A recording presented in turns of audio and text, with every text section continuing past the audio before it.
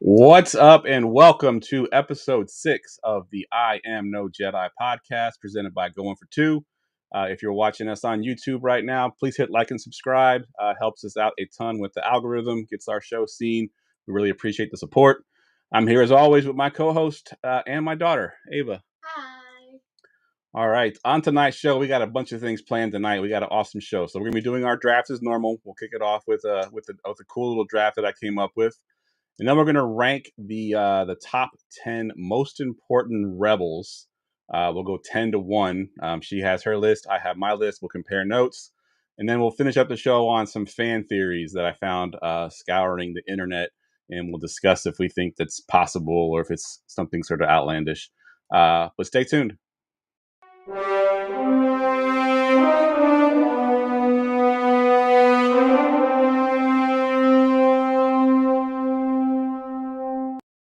All right. So, as always, we're going to kick things off with our draft tonight. And our draft, we are drafting the best modes of transportation in the Star Wars universe. So, that's starships, that's anything on the ground. It could be live animals in some cases. If you want to be riding a Bantha, whatever the case may be, we're going to be ranking, we're going to be drafting those.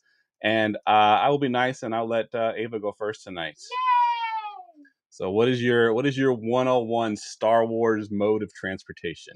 You're going to hate me for this, but I think one of the most iconic and probably one of the best modes of transportation is the Millennial Falcon. Absolutely. That is the 101, right? That's like the OG, like the iconic. I think even if we were doing modes of transportation in all fictional universes, I think Millennium Falcon is probably up on that list. Definitely. For sure. It's very iconic. All right, so I'll let you go first for a reason, because I wanted to have the back-to-back picks here, because I wanted to take these next two transportations. Also very iconic, very easy to recognize, have been in pretty much all the Star Wars. The first one I'm going with is right there in the background, the X-Wing. Obviously, the ship that Luke flew, and sort of the iconic X pattern on their wings. Can't go wrong with the X-Wing. And then I will follow that up in the second round, and I'm taking the classic TIE Fighter. The sound of the TIE Fighter is obviously iconic. Yeah, you hear that sound, you know what you're watching. It's been played multiple times before, and I think I will go with the TIE Fighter. So I got the X-Wing and the TIE Fighter as my first two picks. So now you're up. You get two picks, Ava. I don't know what to say to that. At least I got something iconic.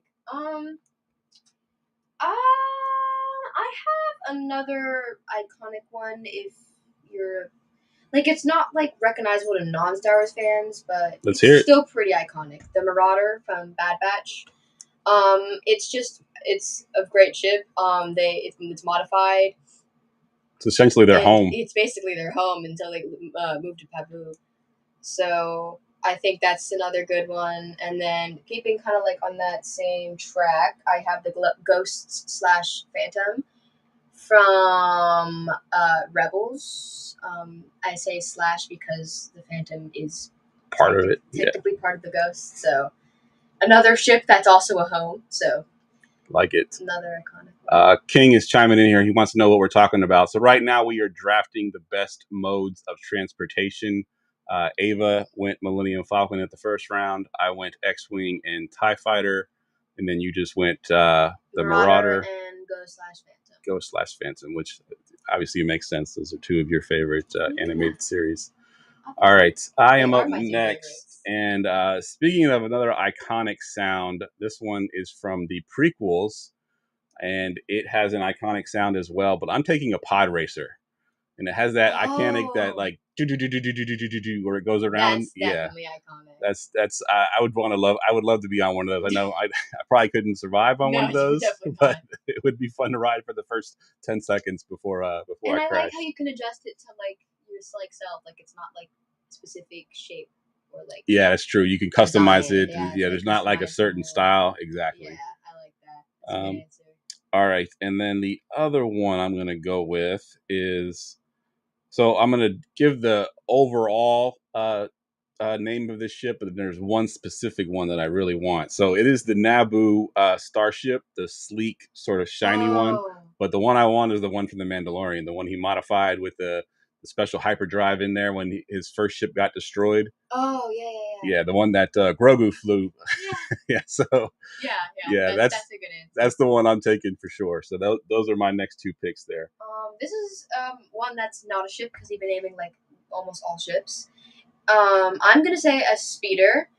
It's easy and it is non-space like related, and it's been shown in almost every single shape and form at this point. So yeah, that's definitely on my list for sure. I would take that one next, but I wanted the pod racer first. I wanted to make sure I got the pod racer. And if I got the speeder, great, but you got that one. This one, I don't know if people would have thought about. It's an animal, actually. I'm gonna say the Loth Wolf because they can literally go through like time and space. Oh, so you can go anywhere on the Thal in like seconds. That's a deep cut right there. And they're also like amazing at fighting and stuff. So you'd also have great defense and stuff because they can basically just eat you whole. That is an excellent one right there for sure. I do. All right, so I'm up with my last two picks here. I'm gonna take. I've been sticking with some of the iconic ones, but I'm gonna take Boba Fett's ship, Slave One. One of the most unique ways of flying a ship. You think it goes straight, but it actually flies upright. You're almost like standing up in it. It's also a weird name. It is a weird name, Slave One, for sure. It's definitely strange, but yeah, for sure. So that is my second to last pick, and then I'm gonna wrap it up with. It was one of my favorite vehicles in my childhood. It was also very iconic once again. Not very practical, not something that that was ever very successful. But I'm going with the AT-AT Walker. Oh, I just want to just drive one of those big things and just walk around. But like I said, not very practical to get around very fast, but just a cool, iconic vehicle that I'd like to have. The ones that the clones used were more iconic. The walkers that they used were like the tanks or whatever. Yeah, exactly. Yep. We had a couple in the chat here. So King says the ship that Kylo used to travel to Exegol on the last Skywalker. Yes, that was an awesome ship as well, for sure. And then he apologized for bringing up the sequels. It's okay. We'll forgive you for bringing up the sequels. We still like the sequels here. And I just don't like Rey. That's my only thing. I don't like her. I like everyone else. Fair enough. And then Kyle talks about Count Dooku's coolest speeder that he had in Attack of the Clones. Very, very, very good answer. And he likes your Loth Wolf answer there as well. Yep. So you have one pick left, Ava. What are you closing it out with? Yep. This one is, you really only see it in the Ahsoka show, but Ahsoka's ship. It has like the recordings from Anakin, and it has like the Sabine's bunk and stuff. That's right. It also has like where what's the droid's name? What's his name? Hugh Wang. Hugh Wang, yeah. Yeah, Hugh Wang lives there. I feel like it'd be a pretty cool ship. That's the awesome one. Yeah, you had some great choices for sure. You had some great choices. I just think of my favorite characters. Yep, yeah. Picking the Loth Wolf and then taking that ship is definitely pretty awesome there. Make sure to let us know in the comments what you thought, who won that battle, who had the better draft. Ava had the Millennium Falcon, the Marauder, the Ghost/Phantom. Then you went with the Speeder. The Loth Wolf, and Ahsoka ship. And then, yeah, that's right. So, is that too many? Maybe you had too many. No, I don't think so. Okay. Maybe I counted wrong. And then I had the X-Wing, the TIE Fighter, the Slave One, the AT-AT Walker, and a Pod Racer. All right. So now we're going to do our main segment for the night. So we both ranked our 10 most important rebels. So I know a lot of times we do which ones we just like the most, but tonight we're going to do it by most importance, who we thought had the most impact on the entire rebels. So we're obviously talking Andor through Rogue One through the entire original series. And I agree, Kyle. I think Ava won as well. I will concede tonight. She definitely beat you. Yeah, you definitely beat me on that one for sure. The Loth Wolf definitely threw me because I did not see that one coming. That was an awesome choice. I was like, I need something iconic, and I'm like, that is something you would never think of. Yeah, ever. Absolutely. All right, so we are doing 10 most important rebels, and once again, Ava, I will let you go first. So, who is your 10th most important rebel? Okay, so this one isn't technically a rebel, but he was definitely still important. And I might need to explain that, but I'm gonna say Obi-Wan. Because if Obi-Wan died early or like never found Luke or whatever, Luke would have never known he's a Jedi. He never would have gotten a lightsaber. He never would have like gone out into the world. Like he would have just stayed on Tatooine. He would have been a farmer his whole Yeah. life. Yeah. So if without Obi-Wan, that the plot would be very different. Yeah, So absolutely. I feel like he's definitely very important. Agreed. And then, of course, at the end of episode 4, when he, sacrifices himself and then becomes the Force Ghost, Yeah, that he's was then able also to, guide Luke at different points in the movies. And so, definitely for very sure, important. good choice. Another one along those lines, I'm gonna say Yoda for training Luke kind of like be a Jedi. I feel like that's also pretty important. Absolutely. Because otherwise he would have been stuck on Dagobah. It's a good choice. So We'll go back and forth. I'll do my 10. So you did that was 10 and 9 for you? Yeah. Okay, so I'll give you my 10 and 9. So my 10, I went with a little bit more of a political approach. I went with Bail Organa. Obviously, behind the scenes, pulled a lot of the strings. Obviously, Definitely. raised Princess Leia to be the leader that she ended up being. He also helped on Mothma. Yep, I also helped Mon Mothma the whole nine. So yeah, Bail Organa, obviously a behind the scenes character, but very important nonetheless. And then he died. Yeah, unfortunately, then he died. Because he exploded. And then my number 9 one is Hera from the Rebels. She was, one of the first rebel factions before they actually even knew there was a full rebellion, when they were still being very secretive and no one knew what other tribes' missions were, and they were having contacts through people they didn't even know who they were talking to. Turns out one of them ended up being Ahsoka they were talking to the whole time. But Hera obviously goes on to be a very important pilot in the whole rebellion. So I'm going with Hera as my number 9. So then why don't you do your 8 and 7 next? You know what's funny? I should do Hera. You like predicted me. So I'm also gonna do Hera, and he basically said everything. She was also a great pilot, and she helped raise some of the like greatest people, like Ezra, like discovered the world between worlds and saved Ahsoka. Not to mention Sabine is the first force wielding Mandalorian. That's a mouthful. So I feel like she's just really iconic and definitely helped the rebellion. So I'm gonna also say Hera. All right, that was your 8. What's your 7? I'm gonna say Saw Gerrera. He might not have worked for the rebellion, but he was definitely still important and did a lot to help. Sometimes he didn't want to help, but he did. Sometimes he didn't want to, but yeah, that's a good point. And he was overall a really cool character, and he definitely did a lot, even through Clone Wars too. And I think he was in Mad Batch too, wasn't he? Briefly. Yeah, so he was pretty important, like throughout everything. He helped raise Jyn Erso, so yep, I think he's really important. Absolutely. All right, I will do my 8 and 7 now. So this one might be ranked a little bit too low now that I'm looking at my list, but I think they could have done without him potentially if they had somebody else. But Cassian Andor, yeah, I do think obviously very important character. All these people are very important. If you take them out of the story, they might not be the same way. But Cassian Andor, of course, was there from the beginning. Ended up getting the plans to the Death Star. Very important overall. Got Mon Mothma off of Coruscant. So I have him ranked at number 8. And then number 7, I have as Clea. Of course, in the first season of Andor, we really didn't know what she did. She was just sort of like there in the background. And then, of course, we see how important she is in season 2. So I think Clea played a very big, she was sort of the eyes and ears of the whole rebellion with the, all the communication that she was doing. And then, of course, at the end when what's his name died, when Luthen died, and everything she had to do to set that off as well. So Clea is my 7th most important rebel. My 7th most.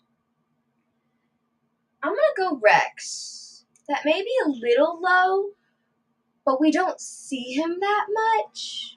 which is only why I say that. I mean, obviously he's a clone, so he obviously has already like known how to fight basically from birth.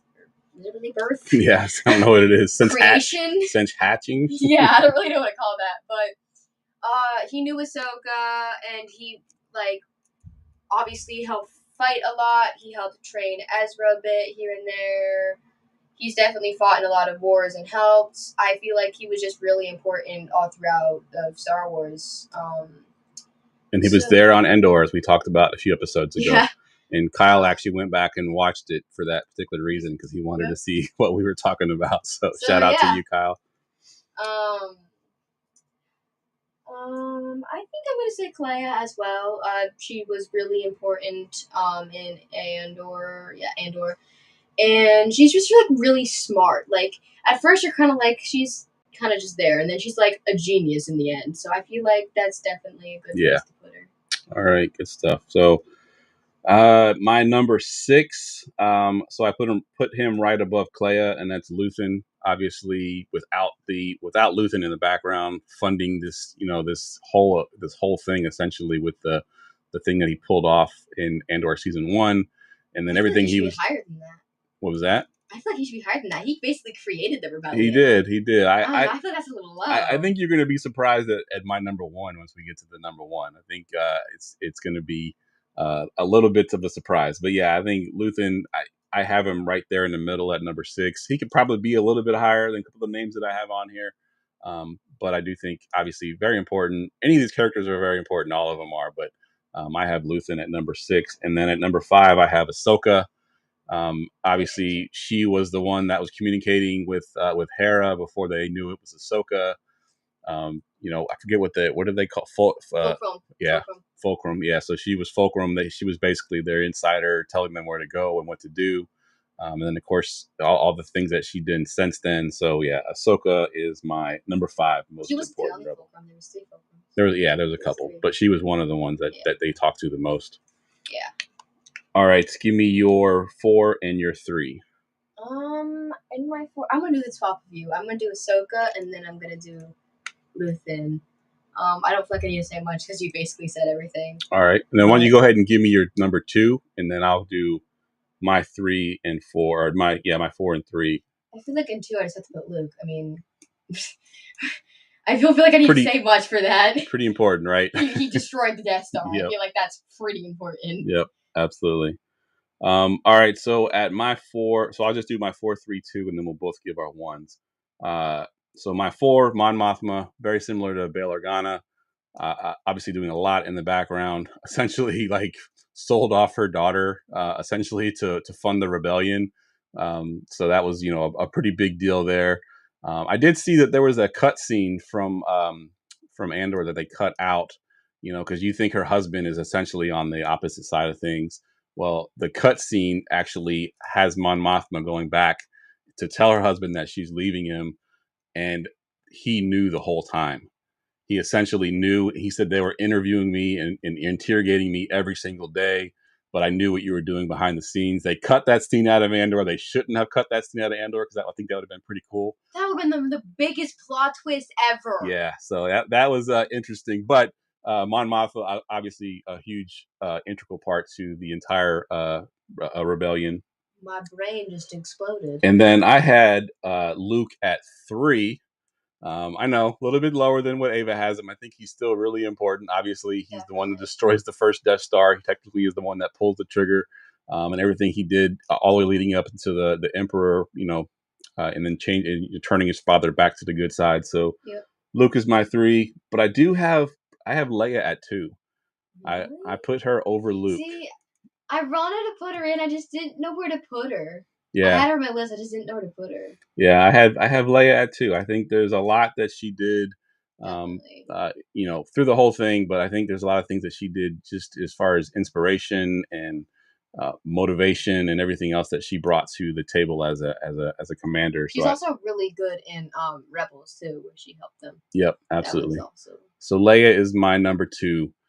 And Kyle's chiming in here. He says he's got Luke at number 1. And I don't hate it, right? I mean, honestly, I think, you can't disagree. Once you get to that top, I think I think that's for sure. I think Luke. All right, so now number one, I want to give you go ahead and give you yours, and then I'm going to give you mine. But mine's gonna be probably a surprise. I'm gonna say now this might sound crazy, but it will make sense. I'm gonna say Jin Urso because without her, they wouldn't have known which plan, like out of the files, was. You were literally taking the words out of my mouth because that's exactly the same No one that I way! have. You are my Because daughter. She yeah, she knew which plan was the right one because of her nickname, Stardust. Yep. Yep. Yeah. That's exactly I what I had was a going to feeling you say. were gonna say that. Yeah, I mean that was the most, sort of turned the tide for the rebellion, right? Before then, they were always kind of in the shadows, hiding behind. They weren't really on the aggressive side of things. They almost didn't even want to do the whole Death Star. But I think once they finally realized that, okay, we can actually hurt the Empire, that was the turning point in the whole rebellion. Yeah. And I think Jen Ersu, like she said, I mean, without her, they would have never been able to find the plans to the Death Star. I mean, like you said, like they could replace Cassie and he could be done with someone else, but without her, they would have known like there's no way which one. Like, I mean, you saw all the records that were in that little room. that was There's no way like they there's would have been able to trillions find of it. them. But Yeah. she found one that had her nickname from Yep, her dad, and absolutely. she immediately knew. And I thought I was going to be controversial, and you ended up doing the exact same one that I did. That's pretty cool. We knew. We're just that good. Good stuff. Twin telepathy, but like with father and daughter. All right, we're going to wrap up tonight's show with two fan theories that I found online. I was doing some research, went down a rabbit hole, and I found a bunch of really crazy ones. I tried to find some that were we can potentially see happening. The first one is that Yoda knew about Order 66 and let it happen because he sensed that the Jedi Order, had lost its way, needed to be reborn. So he let Order 66 happen. This is the theory, that Yoda knew about it the whole time. See, I feel like that makes sense, but for a different reason. I don't think that he would do it because he thought that the Jedi Order was like falling apart. I would have said because if he told them, then Palpatine would have found out and would have like messed it up, like messed with it. And if that were to happen, it would probably go even worse than planned. Yeah. So I feel like that makes sense, but for a different reason. Yeah. Good point. So I don't know. I'm torn. I don't, kind of seeing how Yoda is, and I don't see him being like that to the point where he's going to sacrifice, all of these Jedi that he essentially probably trained, the majority of them at some point as younglings or as an adult, that he would sacrifice them to quote unquote reset the Jedi Order. And then if he did know about it and he did let it happen, why would he even go fight Emperor Palpatine? Like, why would he end up trying to go? Because then if let's just say that Order 66 happened and they killed all of the Jedi. Let's just say that they killed every single one of them. And then Yoda goes to fight Emperor Palpatine and Palpatine ends up beating Yoda. Then there's literally no Jedi left at all. So it would kind of be counterintuitive to what he was trying to accomplish, if that was what he was going to accomplish, was resetting the Jedi Order. So I don't see Yoda being that manipulative. And I mean, he would essentially be a Sith at that point, right? Like, I'm going to sacrifice all of these Jedi that I've spent my life with, and then I'm going to just start things over. I don't see it from Yoda. Okay, I see what you're saying. That makes sense, but my brain also kind of flattened halfway through. That made sense. I just really needed to lock in, but that makes sense. I do agree with that, but I also see where they're coming from. But I do think that the canon makes more sense if he found out when he felt all the Jedi dying. I feel like that makes a bit more sense. Yeah. Because I think that's why he survived, because I think he felt like he felt them all dying, so he was able to save himself. But I feel like, if you can't really, like, there's nothing that would really happen that it would be able to predict Order 66 other than that scene with like Tuppen Fives. That was like the only really clue that like I can really think of. I mean, the Kaminoans kind of were suspicious, but that was just about it. Yeah, you're right. I feel like there's no way for them to kind of like figure that out. Yeah. So I don't know how he would have known beforehand. And FBI Boy says that he thinks Yoda had an idea, but he didn't know the full thing. He knew something was wrong. It was going to happen, but they had to win the war. So yeah, I agree. And then Carl is agreeing with me that he didn't think Yoda knew about Order 66 with the way things played out. All right, and the last one here, I thought was kind of a cool idea, and it potentially could still come to fruition. But the thought here is that the entire saga is told by R2D2, since he was pretty much there through everything, right? So the whole narrative, the whole movies, everything was created from the mind of R2D2, and he's the one telling the story, right? Because he's always, if you figure, if I'm going to tell a story about something that happened, I'm always going to be the heroic one, right? I mean, everything R2 does in all of these, he's pretty heroic. He always makes C-3PO seem like a sort of a bumbling fool, and he's always the one getting, beating the bad guy. So if I'm telling the story, that's how I'm telling it. There's this one scene, I forgot which movie, it's somewhere in the prequels, where he pushes C-3PO. It's when they're in that, like, the thing making making the droids. C-3PO. Yeah. Yeah, so that is the fan theory that the whole saga, because they're supposed to erase their memories so that he can't be captured and then used against the rebellion. It was only C-3PO. Right, they'd never C-3PO talks. Right, they'd never erased the R2D2's memory, so he could technically tell you the whole story of everything that happened from the beginning to the end. I also like the one where they say Hui Yang is the one saying it, because he says in the Ahsoka show, he says the intro line. Yeah, a long time ago in a galaxy far, far away. Yep, absolutely. So what do you think of the R2D2 theory? I think it makes perfect sense. See, I really feel like if anyone's telling the story, it has to be a droid, because they're the only ones that can survive through all of that. Because everyone basically died. Yep. Basically everyone died. So I mean, that's the only person that could, person, droid, I don't really know, that could be telling it would be R2, maybe C-3PO, or Hui Yang. And that's really it. FBI boy says the one scene of R2 flying in to save Luke or something, and I think George himself confirmed it. R2 was telling us the story. I mean, it's definitely possible. I haven't seen the George Lucas confirming it, but it's definitely something that you could think of. Because I mean, again, he was there through everything. I think he was the only movie that he wasn't in was the Han Solo movie. He's been in pretty much all the rest of them. He's been there through Anakin, through Luke. So yeah, I like that theory a little bit. Yeah. All right.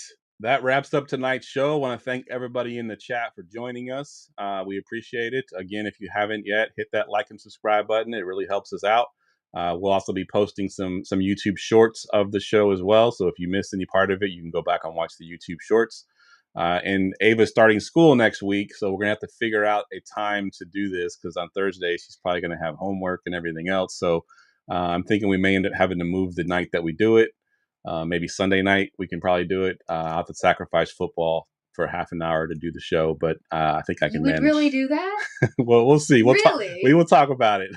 We'll talk about it. All right. So for Ava, I am Geoff, and we will see you next time.